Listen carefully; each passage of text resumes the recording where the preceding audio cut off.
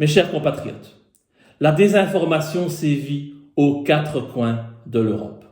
À longueur de temps, le mensonge est diffusé par les dirigeants politiques, par les médias qui sont à leur botte, mais aussi par toute une giclée d'idiots utiles du net qui ne sont en réalité que les petites mains du système.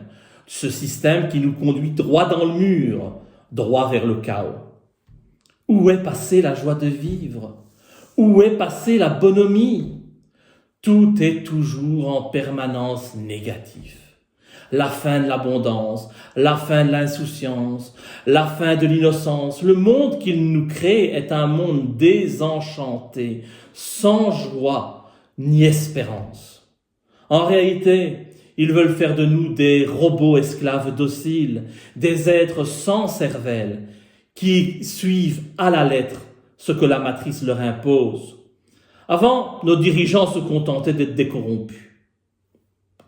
Aujourd'hui, après s'être transformés en Dr Maboul lors du Covid qu'ils ont créé, ils changent de costume et ils troquent leur blouse blanche de médecin contre le treillis militaire pour aller jouer les va-t-en-guerre. Non, la Russie n'est pas une menace pour l'Europe. Non, Poutine n'est pas un fou sanguinaire, sans valeur ni morale, que du contraire. Non, la Russie, contrairement à d'autres nations considérées comme alliées, n'a jamais utilisé la bombe atomique contre des populations civiles. Non, Trump n'est pas un abruti qui agit sans réfléchir. Ce n'est pas un pantin. Non, l'Ukraine n'est pas la victime. Non, Zelensky n'est certainement pas un héros. Non, nos pays ne veulent pas la paix. Non, l'argent que nous offrons à l'Ukraine depuis plus de 3 ans ne sert pas à aider le peuple ukrainien. Oh que non. Non, l'OTAN n'est pas une organisation de paix. Et non, nous ne faisons pas partie de l'axe du bien. Je sais, c'est un choc, mais non. Nous ne faisons pas partie de l'axe du bien. Vous qui suivez la propagande, vous qui croyez ce qui se dit dans la presse traditionnelle, vous n'êtes pas les gentils. Vous pensez que soutenir l'Ukraine fait de vous de braves citoyens. Vous pensez, drapés dans vos certitudes, que vous êtes du bon côté. Mais vous êtes en réalité du côté des ordures, du côté des menteurs, du côté des criminels. Vous ne vous rendez même pas compte que le mendiant ukrainien Zelensky n'est qu'un pantin défendant des intérêts autres que ceux de son peuple. Vous ne voyez même pas qu'un type qui jouait il y a peu du piano nu sur scène avec son sexe ne peut être un président crédible. Vous ne voyez pas. Vous ne vous rendez pas compte que les dirigeants européens les plus importants sont tous des cocaïnomanes invétérés. Si le monde d'aujourd'hui est fou, c'est tout simplement parce que les fous, qui plus est drogués, dirigent nos pays. Réveillez-vous. Dans notre société actuelle, tout est inversé. Les braves types sont traités comme des sous-merdes. Ils sont salis, ostracisés, ridiculisés, alors que les vrais salopards, eux, sont portés au nu comme des héros. Ce monde ne pourra plus durer longtemps, je vous le dis. Il ne durera plus longtemps. Le fossé entre les citoyens éveillés et les citoyens manipulés devient trop grand.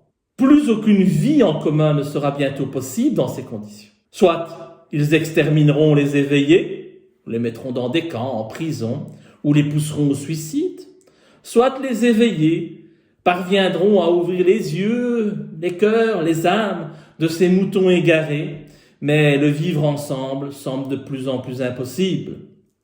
Hier, ces satanistes qui nous dirigent ont créé un virus pour tester notre résistance face à l'intolérable.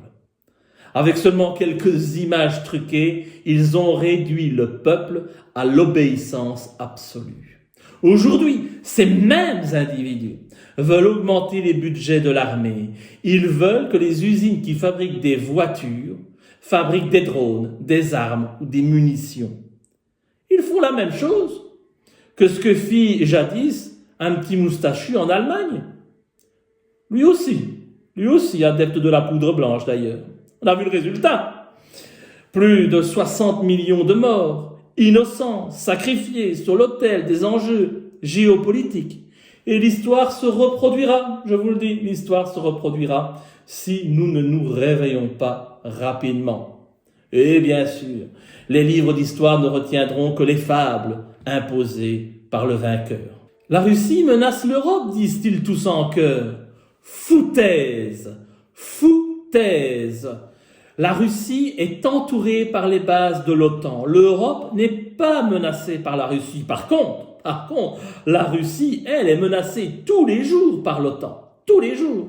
Ils veulent tous éliminer Poutine et mettre à sa place un autre cocaïnomane, sans doute, qui passera son temps à mentir et à faire le mal comme le font nos dirigeants européens.